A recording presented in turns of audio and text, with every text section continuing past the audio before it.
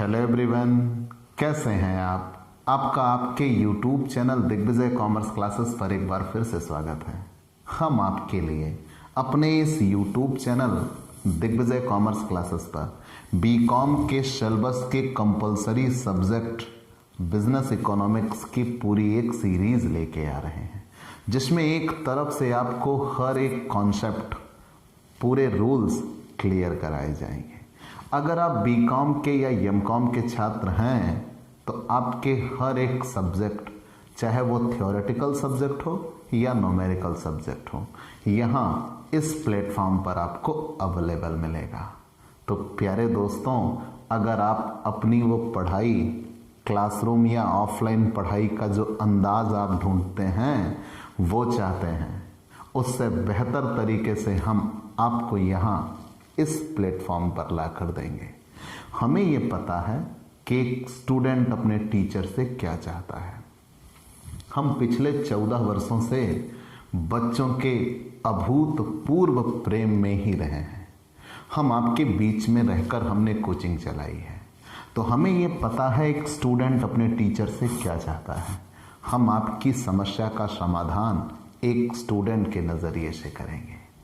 आप जैसी पढ़ाई चाहते हैं वैसी पढ़ाई यहाँ आपको इस प्लेटफॉर्म पर मिलेगी। तो अगर आप अपनी पढ़ाई अपनी शर्तों पर पाना चाहते हैं तो आइए दिग्विजय कॉमर्स क्लासेस से जुड़िए। अगर आप कॉमर्स के छात्र हैं, बीकॉम या एमकॉम के, तो सारे सब्जेक्ट यहाँ आपको अवेलेबल मिलेंगे। तो अगर आप हमसे नए जुड़े हैं तो सबसे पहले हमारे इस YouTube channel Digvijay commerce classes को सब्सक्राइब करिए, शेयर करिए, बेल आइकन दबाइए, ताकि आपको हमारे लेटेस्ट वीडियोस के अपडेट मिल सकें। आप अगर रेगुलर क्लासेस चाहते हैं, अपनी पढ़ाई एक प्रॉपर वे में पूरा करना चाहते हैं, PDF चाहते हैं और डाउट सेशन रखना चाहते हैं, एग्ज़ाम पेपर सॉल्व करवाना चाहते हैं, तो आइए Digvijay commerce classes paid class का भी विकल्प लेके आ रहा है।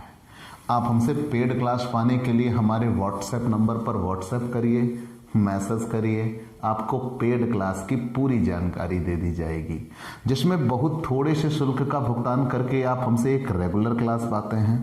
PDF मिलेगा, डाउट सेशन रखा जाएगा, क्वेश्चन पेपर सॉल्व कराए जाएंगे। तो ये सब कुछ पाने के लिए आप हमसे पेड क्लास ले सकते हैं। हमारा आज का टॉपिक है लॉ ऑफ डिमांड। हम अपनी पिछली क्लास में आपको डिमांड के बारे में बता चुके थे कि मांग किसे कहते हैं। मांग फलन हमने आपको बता दिया था कि मांग के बनने के पीछे क्या जिम्मेदार होता है। हमने टाइप्स ऑफ डिमांड भी बता दिया था।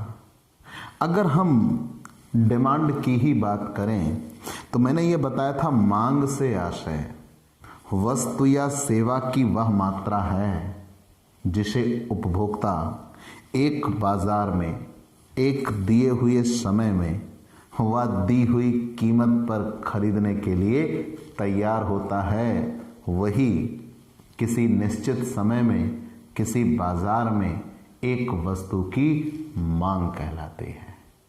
क्लियर? हमने क्या कहा? हम इसे पीछे क्लियरली डिफाइन कर चुके हैं कि मांग से आशय एक वस्तु या सेवा की वह मात्रा है जो एक उपभोक्ता एक बाजार में एक दी हुई कीमत पर खरीदने के लिए तैयार रहता है, निश्चित समय में या दिए हुए समय में खरीदने को तैयार रहता है, उसे ही उस वस्तु की मांग कहते हैं। लेकिन हमने मांग बता दिया था, मांग का सिद्धांत बता दिया था, आपको मांग क्यों बनती है ये भी बता दिया था, मांग की परिभाषाएं, मांग के प्रकार बता दिए थे। ये सारी चीजें आप जान चुके हो। आज हमें जाननी है मांग की सारणी क्या है। चलिए, बस छोटा सा है। मांग की सारणी 2 होती हैं।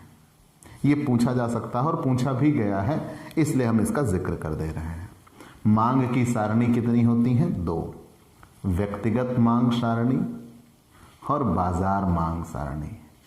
जैसे आप अपनी बात करिए, एक निश्चित कीमत पर एक समय में आप किसी वस्तु की जितनी मात्रा खरीदने को तैयार होते हो, वो आपकी व्यक्तिगत सारणी कहलाती है, व्यक्तिगत मांग सारणी कहलाती है।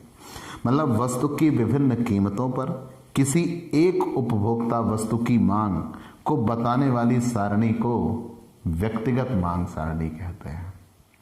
मैंने क्या कहा? किसी विभिन्न वस्तु की विभिन्न कीमतों पर किसी एक उपभोक्ता की वस्तु की मांग को बताने वाली सारणी को व्यक्तिगत मांग सारणी कहते हैं।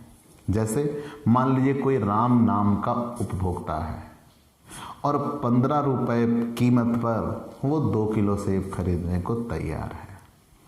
मान लीजिए वो 25 रुपए कीमत सेब की हो गई तो वो 1 किलो सेब खरीदने को तैयार हो गया। तो मतलब वो जैसे जैसे कीमतों के आधार पर वो अपनी मांग को समायोजित करता जाएगा उसे व्यक्तिगत मांग सारणी कहते हैं। तो मैंने कहा क्या? वस्तु की विभिन्न कीमतों पर किसी एक उपभोक्ता की वस्तु की मांग को बताने वाली सारणी को ही व्यक्तिगत मांग सारणी कहते हैं।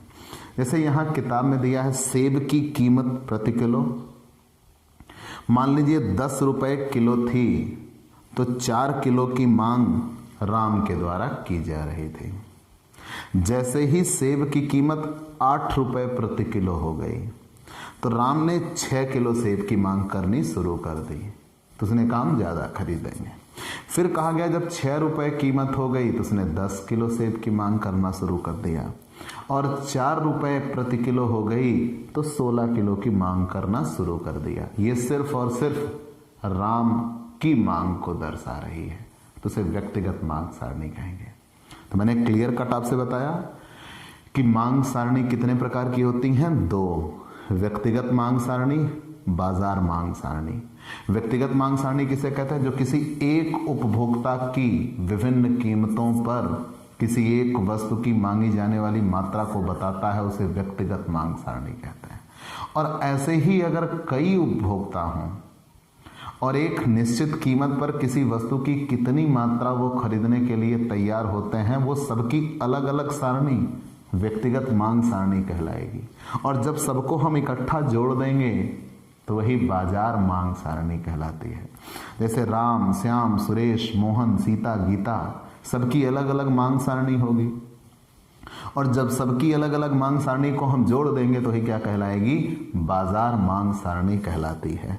तो डेफिनेशन क्या कहते हैं? वस्तु की विभिन्न कीमतों पर समूचे बाजार मतलब सब उपभोक्ताओं की मांग को बताने वाली सारणी को ही बाजार मांग सारणी कहते हैं।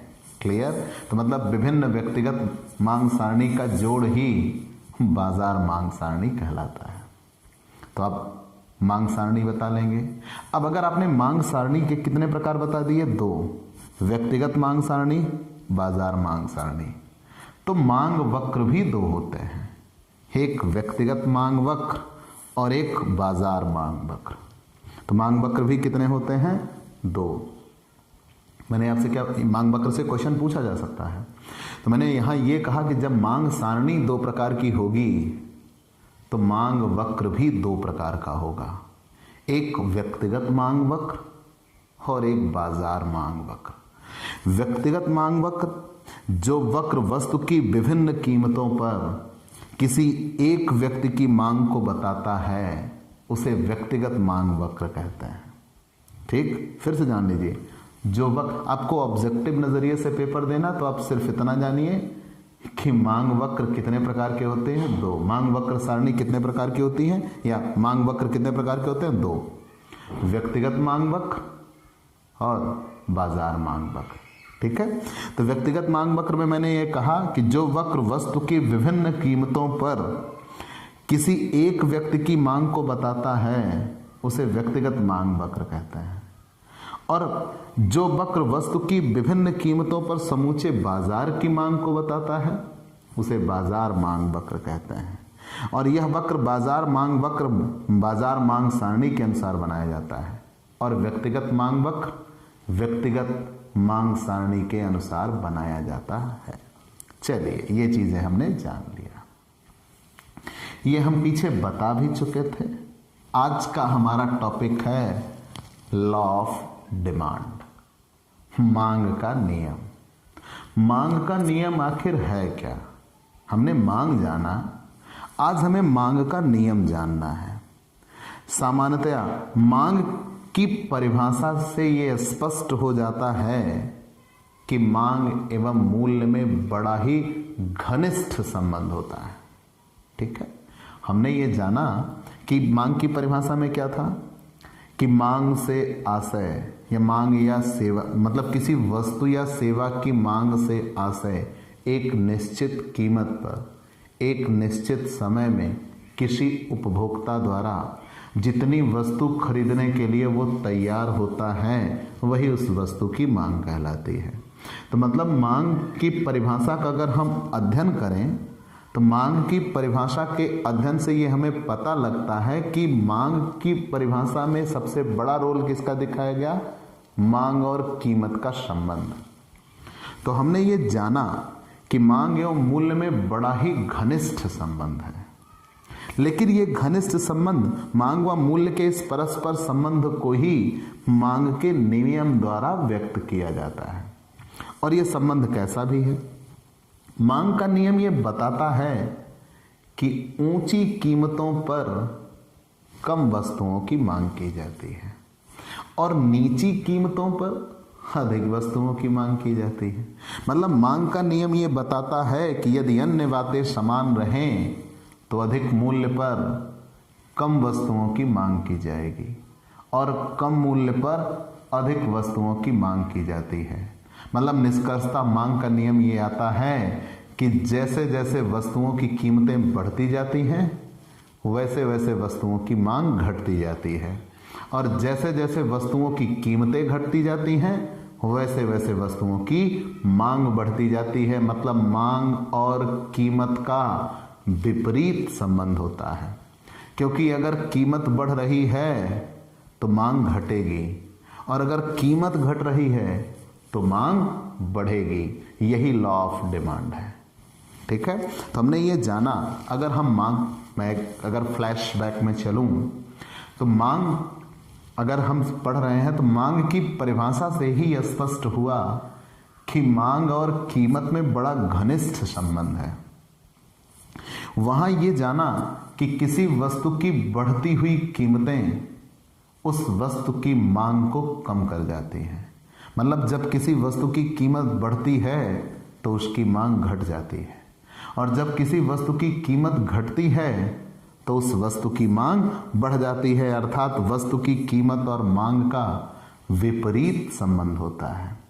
जैसे जैसे कीमत बढ़ती है वैसे वैसे मांग घटती है, जैसे जैसे कीमत घटती है वैसे वैसे मांग बढ़ती है। यही लॉ ऑफ डिमांड कहलाता है। ठीक है, तो यहां से ऑब्जेक्टिव क्वेश्चन ये बनता है, मांग का नियम मांग और कीमत में विपरीत संबंध को दर्शाता है। चलिए ये भी हमने जान लिया। मार्शल ने डेफिनेशन दी है। भाई कुछ प्रमुख डेफिनेशन पे आ जाते हैं। तो मार्शल ने, सैमुअल्सन ने और मेयर्स ने डेफिनेशन दी है। सबने इसी बात को मान्यता दी। तो हम पहले मार्शल की डेफिनेशन पे आ जाते हैं।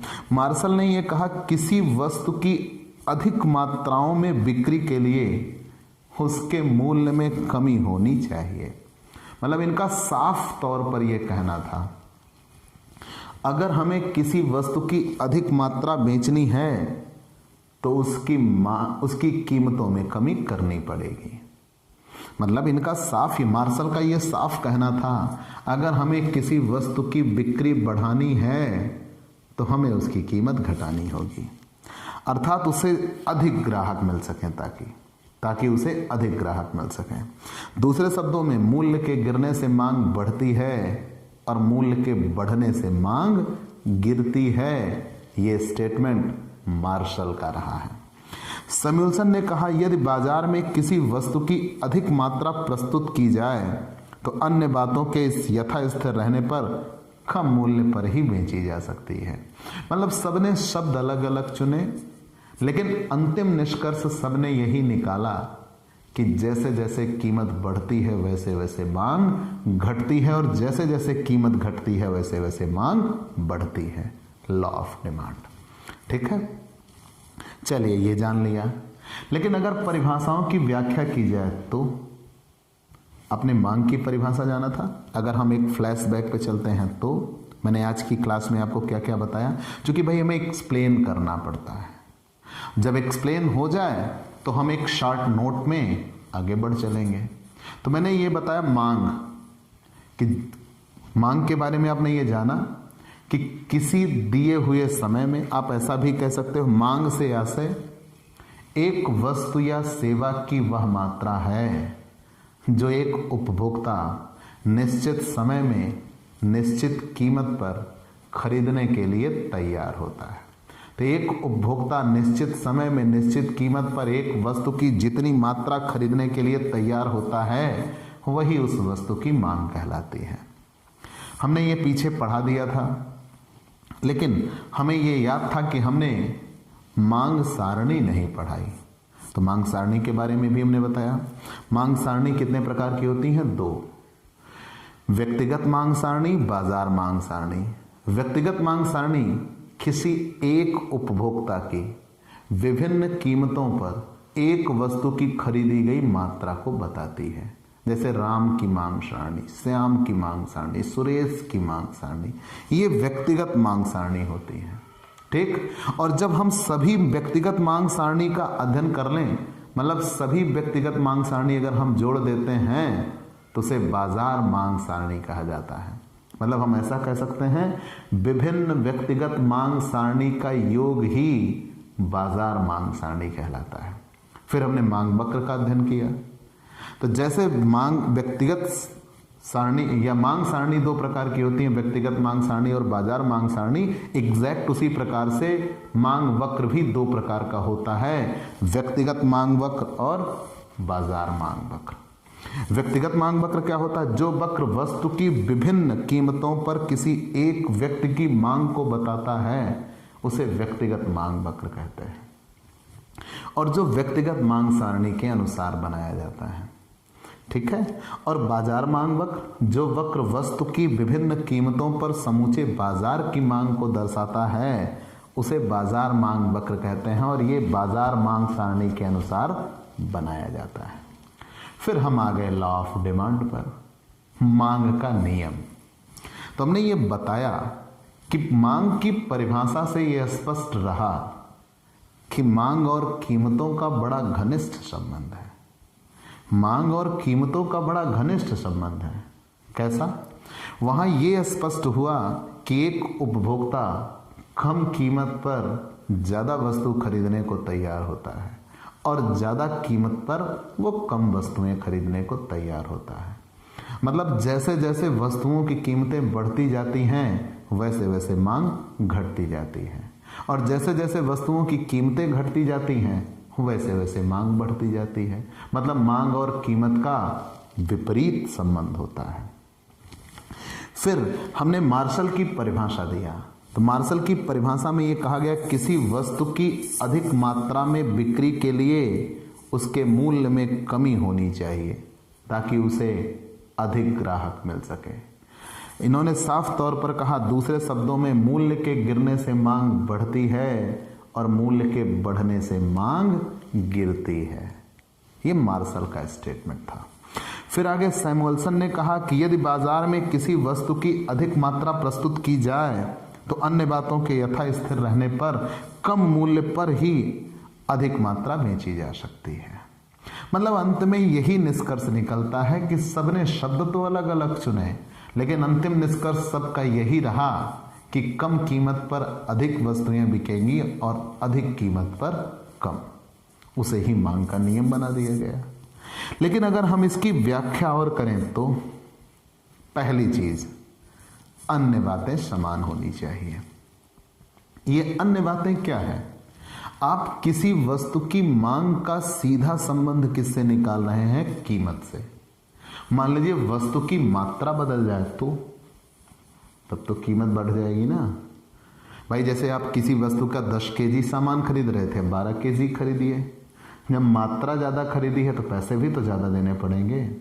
मान लीजिए वस्तु की क्वालिटी चेंज हो जाए तो तभी भी मांग कीमत बदल सकती है। मान लीजिए ग्राहक की आदतें बदल जाएं, रुचियां बदल जाएं, फैशन बदल जाए, समय बदल जाए, तो ये सारी चीज़ें भी जिम्मेदार होती हैं।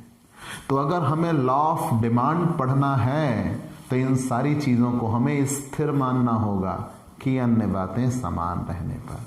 कोई और चीज नहीं बदलेगा, ना ग्राहक की आदतें बदलेंगी, ना रुचियां, ना फैशन, ना समाज, ना रीति रिवाज, कुछ भी नहीं चेंज होगा, ना वस्तु की उत्पादकता और ना ही वस्तु की विशेषता या गुणवत्ता। सब चीजें जैसी की तैसी रहेंगी, सिर्फ और सिर्फ एक चीज बदली, और वो भी क्या? कीमत।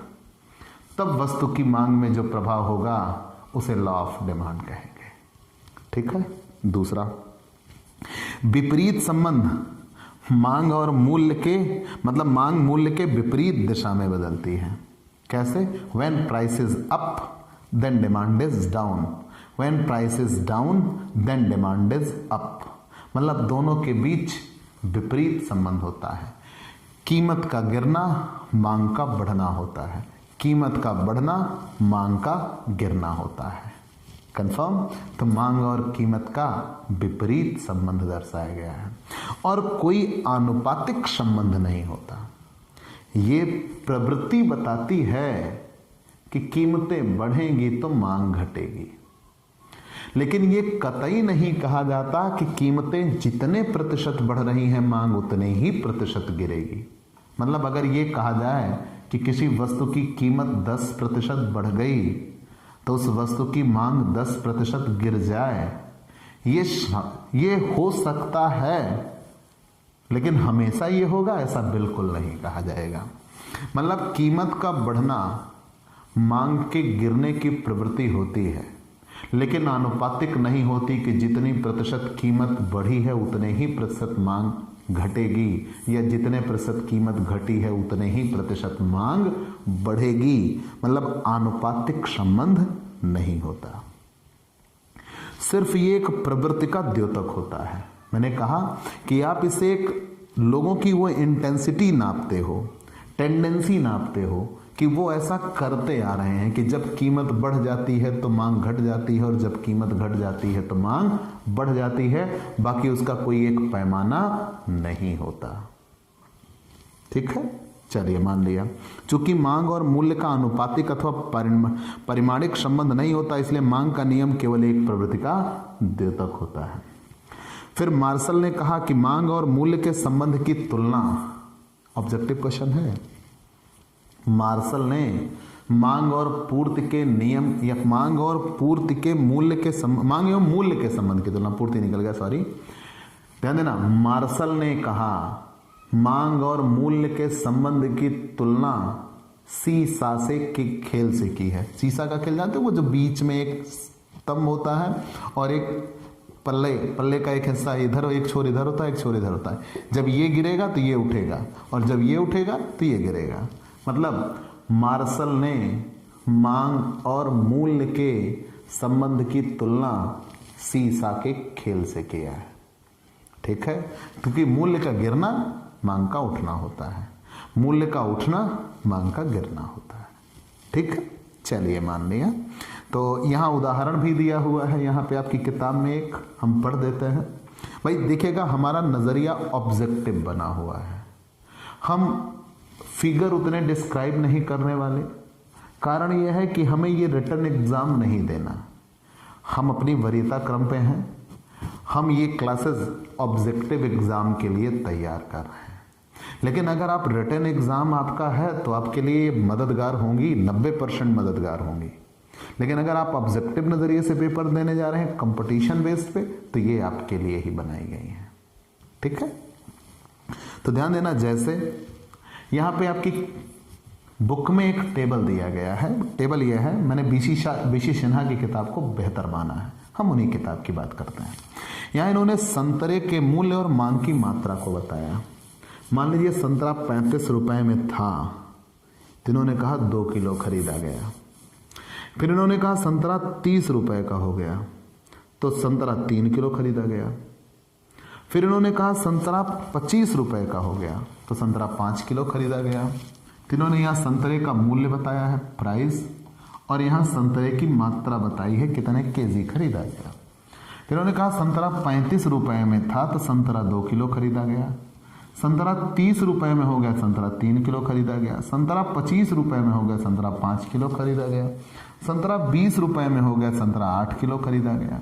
संतरा 15 रुपए में हो गया, तो संतरा 12 किलो खरीदा गया। और संतरा 10 रुपए में हो गया तो 16 किलो खरीदा गया। तो यहाँ इन्होंने ये कहा कि जैसे जैसे कीमत गिरती जा रही है, ध्यान दीजिएगा, कीमतें गिरती जा रही हैं, वैसे वैसे मांग बढ़ती जा रही है। अगर हम इसी नजरिया को ऐसे रखें, जैसे जैसे कीमत बढ़ती जा रही है वैसे वैसे मांग घटती जा रही है। मतलब मांग और कीमत का विपरीत संबंध होता है। इसी चीज को इन्होंने एक टेबल से भी, यहां पे एक फिगर के जरिए भी समझा दिया है। और जब आप फिगर के जरिए समझाने का प्रयास करते हो, मान लीजिए हमने यहां मिटा दिया, आप अगर फिगर के जरिए समझाने का प्रयास करते हो तो यहां इन्होंने प्राइस को दिखाया, मूल्य, और यहां संतरे की मांग को दर्शाया है। संतरे की कितनी इकाइयां खरीदी गई, संतरों की इकाइयां, ठीक है, संतरों की इकाइयां। तो ध्यान देना, यहां पर सबसे पहले संतरों की इकाइयों की बात की जाए, 2, 3, 5, 8, 12 तक है। तो चलिए यहाँ पे 2, 4, 6, 8, 10, 12, 14, 16 ऐसे 2, 4, 6, 8, 10, 12, 14, 16, ठीक है। अब यहाँ पे रुपए की बात की जाती है, तो रुपए यहाँ 15 रुपए तक, 10 रुपए तक मैंने बात किया था, तो 35 तक, 5, 10, 15, 20, 25, 30, 35, 40। अब यहाँ ये कहा गया कि जब 35 रुपए थी तो संतरों की कितनी इकाइयाँ, ये 5, 10, 15, 20, 25, 30, 35 और ये 40। हमने यहाँ ये कहा कि भाई टेबल दिया हुआ है कि अगर संतरों की कीमत 35 रुपए थी तो 2 किलो, उसकी मात्रा 2 किलो खरीदी जा रही थी। जैसे उसकी कीमत 30 रुपए हो गई, उसकी मात्रा बढ़ गई, 3 हो गई। फिर उसकी कीमत 25 रुपए हो गई, उसकी मात्रा और बढ़ गई, 5 हो गई। फिर 20 रुपए कीमत हो गई तो मात्रा और बढ़ गई, 8 हो गई।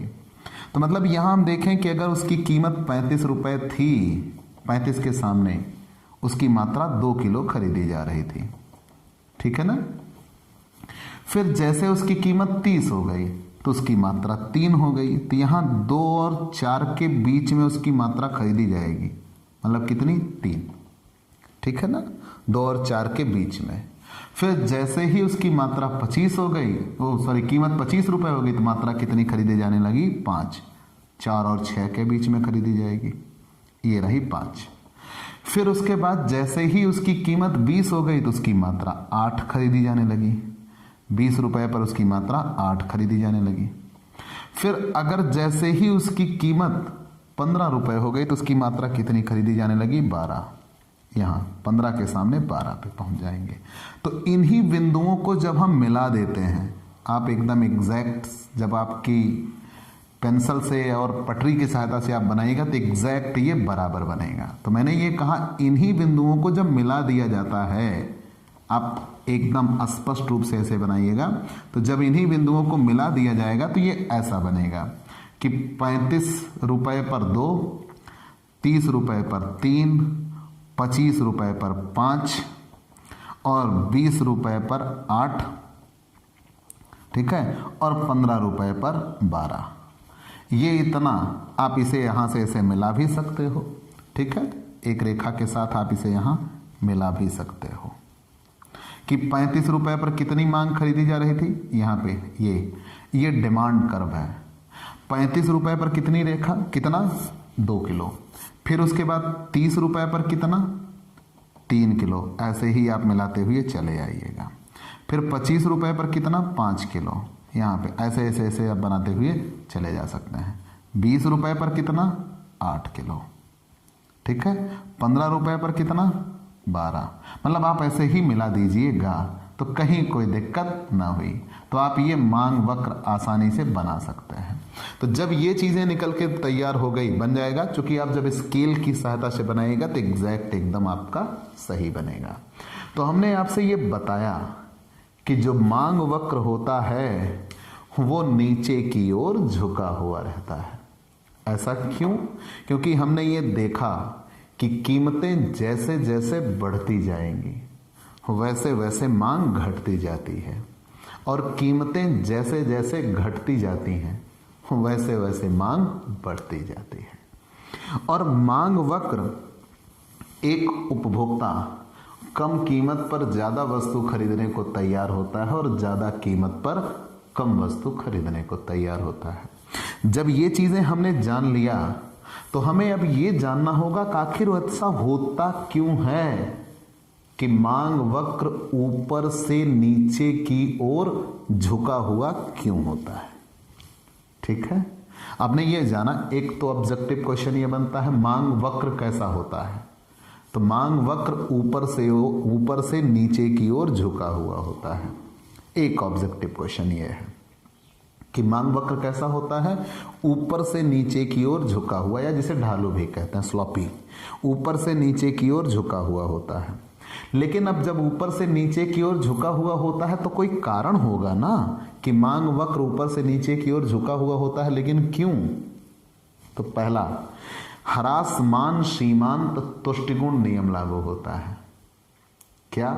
ह्रासमान सीमांत तुष्टिगुण नियम लागू होता है, डिमिनिशिंग मार्जिनल यूटिलिटी।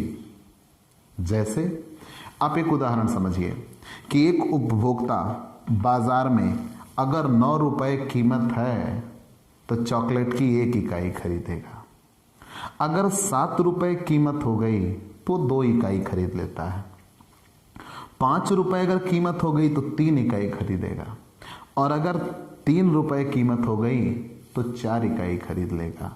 मतलब हम किसी वस्तु की उतनी ही कीमत देने को तैयार होते हैं जितना उसका सीमांत तुष्टिगुण होता है।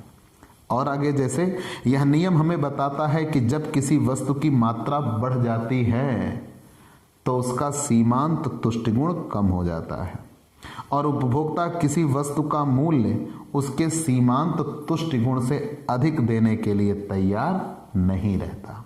तो जितना उसका सीमांत तुष्टिगुण है हम उतनी ही कीमत देने को तैयार होते हैं। अतः किंतु किसी वस्तु की जितनी अधिक मात्राएं खरीदी जाती हैं उनका सीमांत तुष्टिगुण उतना ही घटता जाता है। ठीक है, यहां यह कहा जाता है कि यह स्वयं सिद्ध हो जाता है कि कम मूल्य ही किसी वस्तु की अधिक मात्राएं खरीदी जा सकती हैं और अधिक मूल्य पर किसी वस्तु की कम मात्राएं खरीदता है।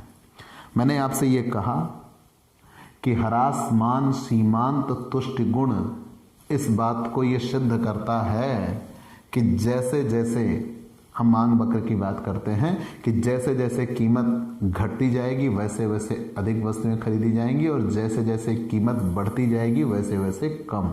मतलब इसका जो मांग वक्र होगा ऊपर से नीचे की ओर ढालू होगा, स्लोपी होगा। चलिए मान लिया कैसे, मैंने चॉकलेट का उदाहरण दिया कि 9 रुपए कीमत पर 1 चॉकलेट खरीद रहा था, 7 रुपए कीमत पर 2, 5 रुपए कीमत पर 3 और 3 रुपए कीमत पर 4। तो जैसे जैसे कीमत उसकी कम होती जा रही है वो चॉकलेट की इकाई बढ़ाता जा रहा है। यहाँ ये कहा गया कि यह नियम हमें बताता है कि जब किसी वस्तु की मात्रा बढ़ जाती है तो उसका सीमांत तुष्टिगुण कम हो जाता है। उपभोक्ता किसी वस्तु का मूल्य उसके सीमांत तुष्टिगुण से अधिक देने के लिए तैयार नहीं रहता, किंतु किसी वस्तु की जितनी अधिक मात्राएं खरीदी जाती हैं उनका सीमांत तुष्टिगुण उतना ही कम हो जाता है। अतः यह स्वयं सिद्ध है कि कम मूल्य पर ही किसी वस्तु की अधिक मात्राएं खरीदी जा सकती हैं। उपभोक्ता अपने खरीद को उस बिंदु पर रोक देगा जिस बिंदु पर उसे मिलने वाली सीमांत उपयोगिता उस पर की गई कीमत के बराबर हो जाएगी। आप किसी वस्तु की उतनी ही कीमत चुकाना चाहते हो जितना उससे आपको उपयोगिता मिलती है। अगर आपको उससे उपयोगिता कम मिलती है और आप उसके बदले में कीमत ज़्यादा दे रहे हो तो आप तुरंत उसका उपयोग बंद कर दोगे। ठीक है।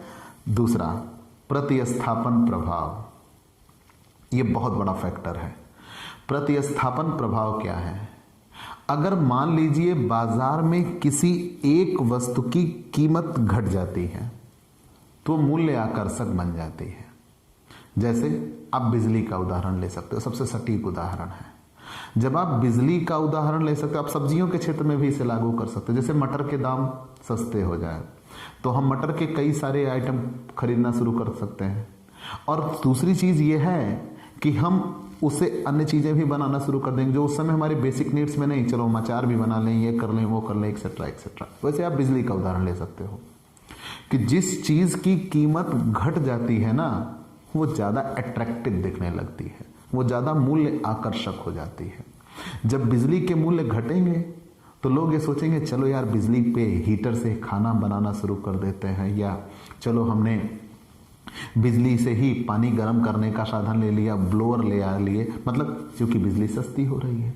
हम उन अन्य चीज़ों में भी इसका हम यूज करना शुरू कर देते हैं, तो उसकी तुलना में एक चीज़ उधर खत्म हो रही है। फिर जो अन्य चीज़ें थी भाई, जैसे अभी हमने खाना कोयले पे बनाना था, लकड़ी पे बनाना था या गैस पे बनाना था, तो इधर बिजली सस्ता हो गई तो हम बिजली से बनाना शुरू कर दिए, अन्य चीज़ों को हमने बंद कर दिया। तो वो चीज़ें क्या कहलाती हैं? प्रतिस्थापन प्रभाव कहलाती हैं। ठीक है, प्रतिस्थापन प्रभाव कहते हैं जब किसी वस्तु का मूल्य घट जाता है तो वह अधिक मूल्य आकर्षक हो जाती है और अपेक्षाकृत उन स्थानापन्नों के जिनके मूल्यों में कमी नहीं हुई है।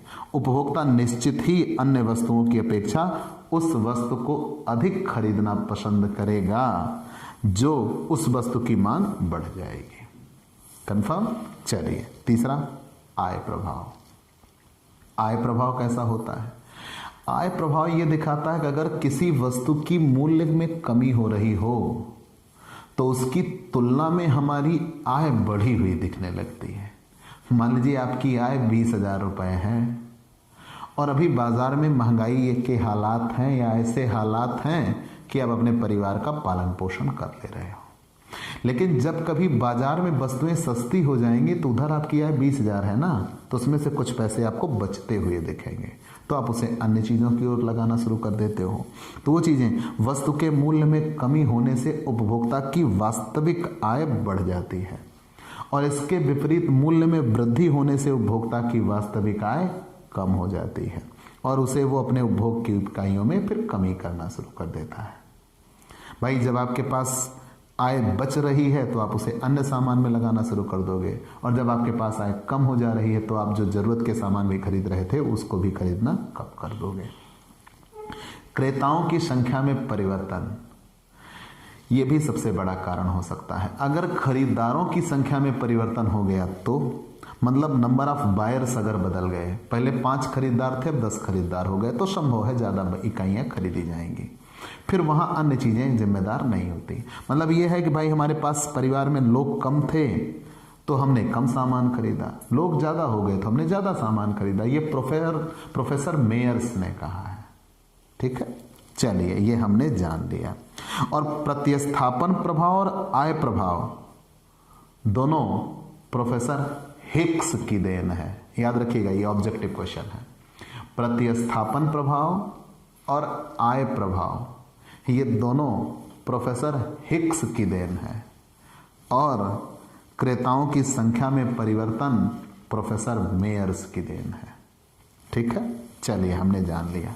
क्या मांग के नियम के अपवाद भी होते हैं? बिल्कुल। हमने ये जाना कि जो मांग वक्र होता है वो ऊपर से नीचे की ओर ढालू होता है, हमने ये जाना। लेकिन क्या कभी ऐसा भी हो सकता है कि मांग वक्र ऊपर से नीचे की ओर आने के बजाय नीचे से ऊपर की ओर जाए? मतलब मांग का नियम आपने क्या पढ़ा कि जैसे जैसे कीमतें घटती हैं वैसे वैसे मांग बढ़ती है और जैसे जैसे कीमतें बढ़ती हैं वैसे वैसे मांग घटती है। तो अपवाद क्या होगा कि जैसे जैसे कीमत घटे मांग भी घट जाए और जैसे जैसे कीमत बढ़े मांग भी बढ़ जाए। उसे ही मांग के नियम के अपवाद कहते हैं, exception of law of demand. पहला, मिथ्या आकर्षण। मिथ्या आकर्षण किसे कहते हैं? False show. मतलब लोग झूठा दिखावा करना चाहते हैं।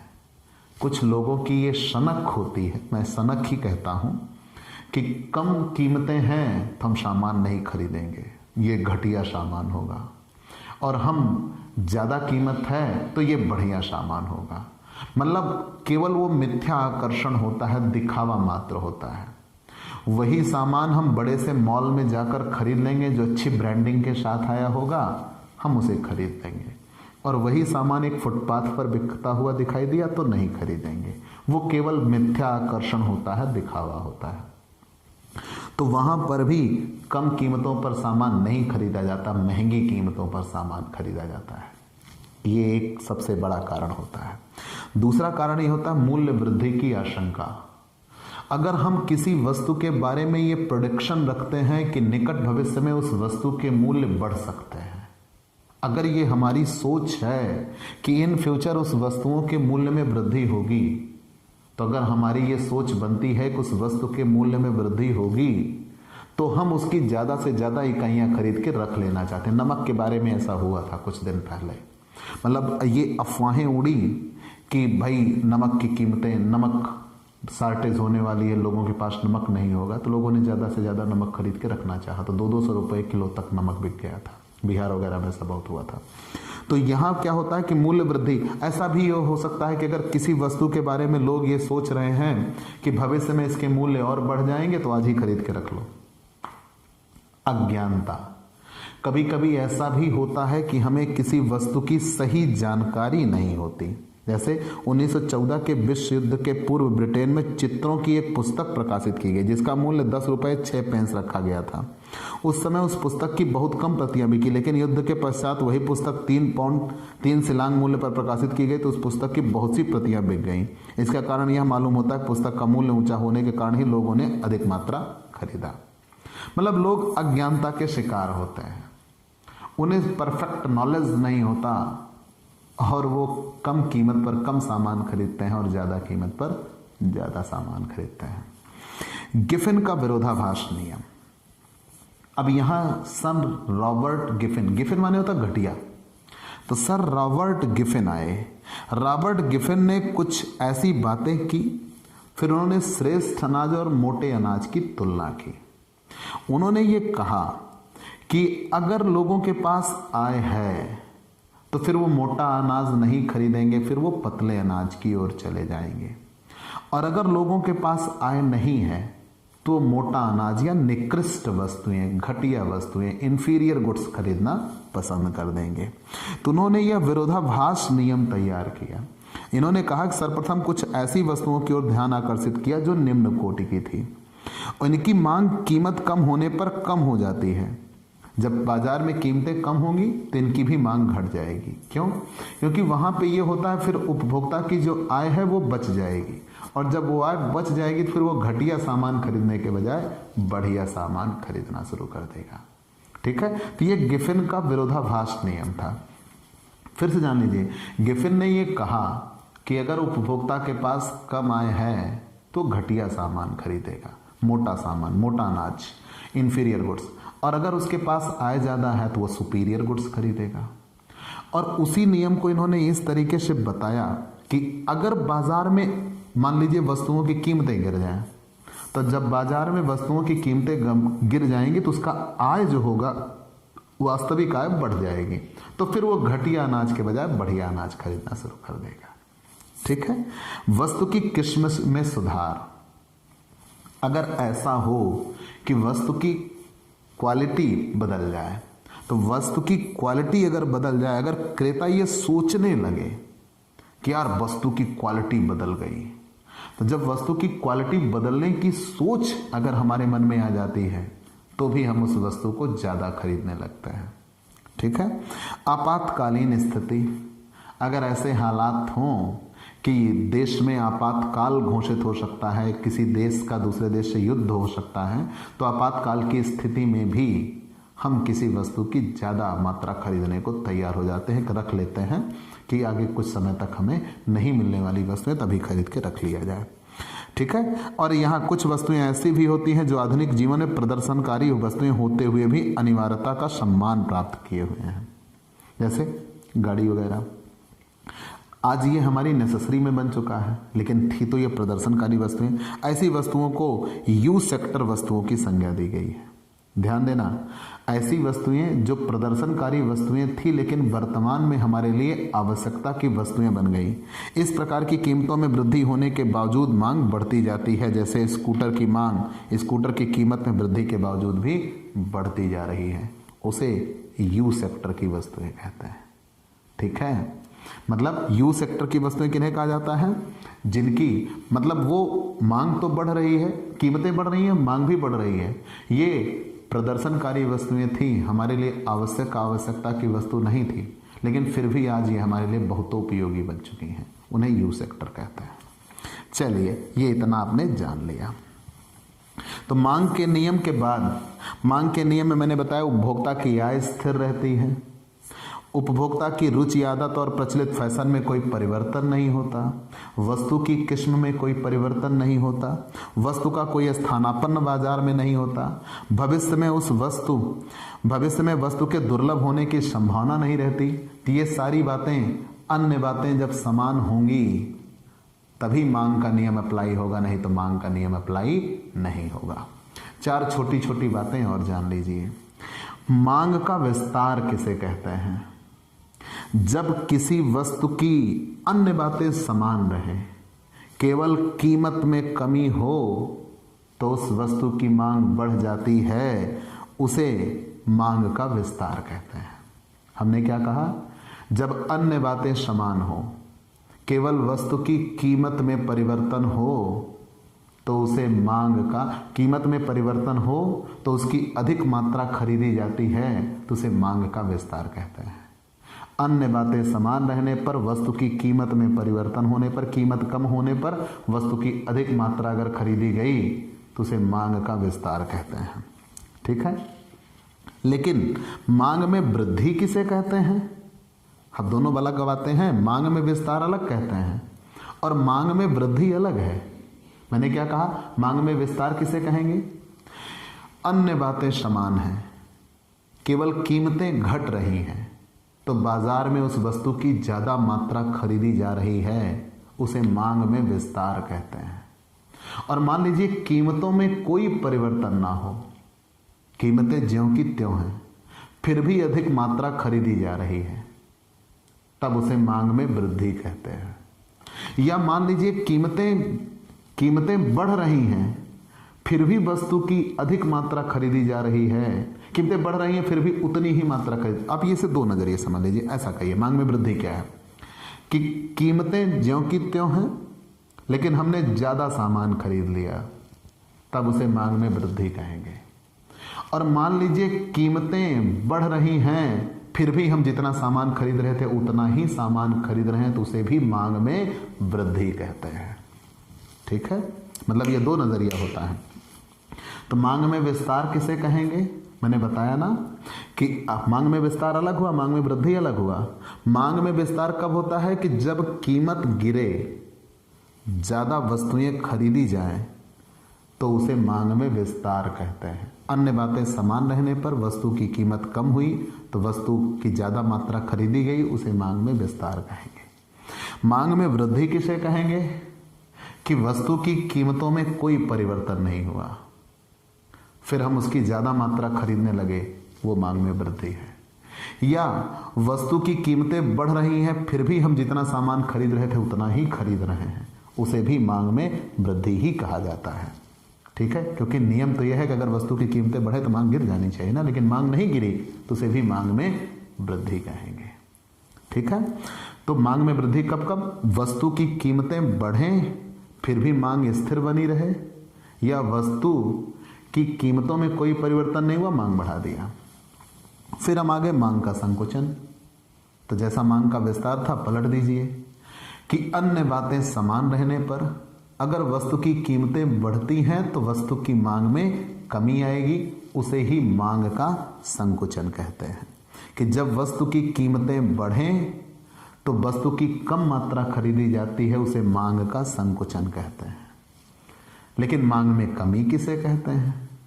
तो मैंने अभी बताया था ना, मांग में वृद्धि। तो मांग में कमी क्या है? कि जब किसी वस्तु की कीमत जितनी थी उतनी ही रह जाए, लेकिन अब उसकी कम मात्रा खरीदी जाए, तब उसे मांग में कमी कहते हैं। और दूसरे हालात ऐसे भी होते हैं जब किसी वस्तु की कीमतें घट जाएं, लेकिन फिर भी हम उसकी ज्यादा वस्तुएं खरीदने की ओर आकर्षित ना हो, जितना खरीद रहे थे उतना ही खरीदें, तब उसे भी मांग में कमी कहते हैं। मतलब ये मैंने कहा, कीमतें जितनी थी उतनी ही हैं, लेकिन हम ज्यादा कम सामान खरीदना शुरू कर देते हैं, उसे मांग में कमी कहते हैं। और दूसरा ये होता है कि कीमतें गिरी लेकिन फिर भी हमने ज़्यादा सामान नहीं खरीदा, उसे मांग में कमी कहते हैं। मैंने क्या क्या कहा? मांग में विस्तार, मांग में विस्तार, फिर मैंने कहा मांग में वृद्धि, मांग में वृद्धि।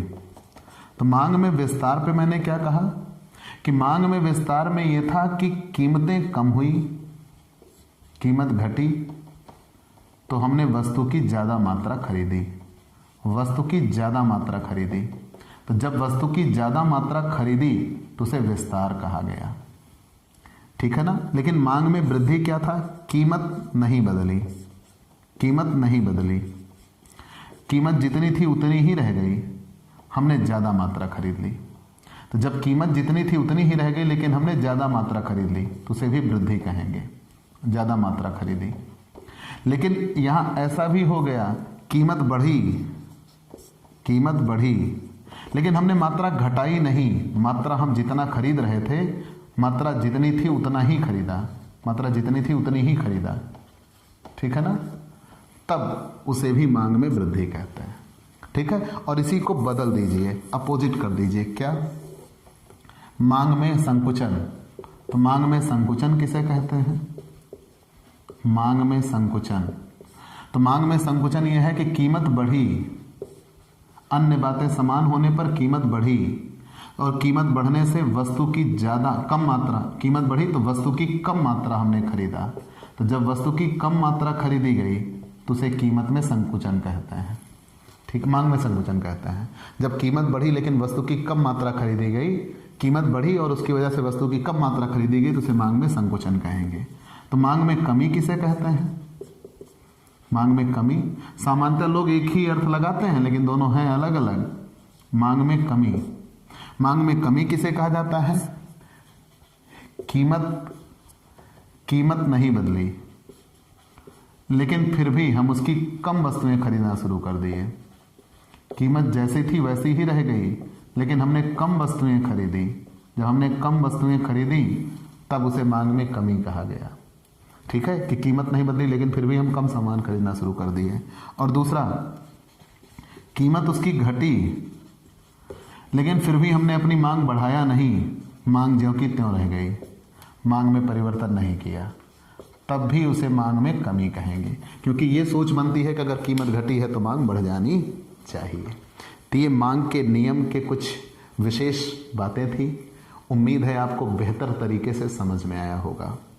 आपसे ये छोटी सी गुजारिश है, इकोनॉमिक्स में आपको मेहनत करनी होगी, आपको ये दिमाग लगा के समझने होंगे टॉपिक।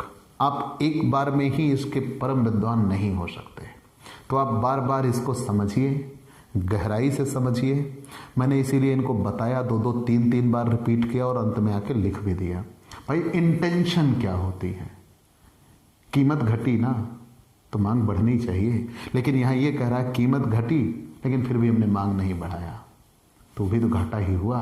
एक विक्रेता ने क्या सोचा था कि इस वस्तु की हम कीमत घटा देंगे तो ज़्यादा मात्रा हम बेच लेंगे।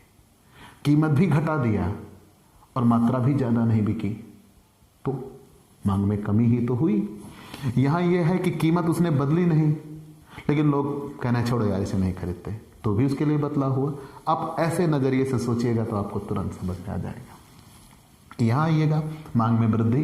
तो मैंने क्या कहा, एक विक्रेता है वो ये सोच रहा है कि अगर हम कीमत इसकी बढ़ा देंगे तो विक्रय घट जाएगा। उसने कीमत बढ़ा दिया लेकिन फिर भी लोग जितना खरीद रहे थे उतना ही खरीद रहे हैं, तो उसकी मांग में वृद्धि हो गई। वो कहेगा हाँ भाई मांग तो बढ़ी है।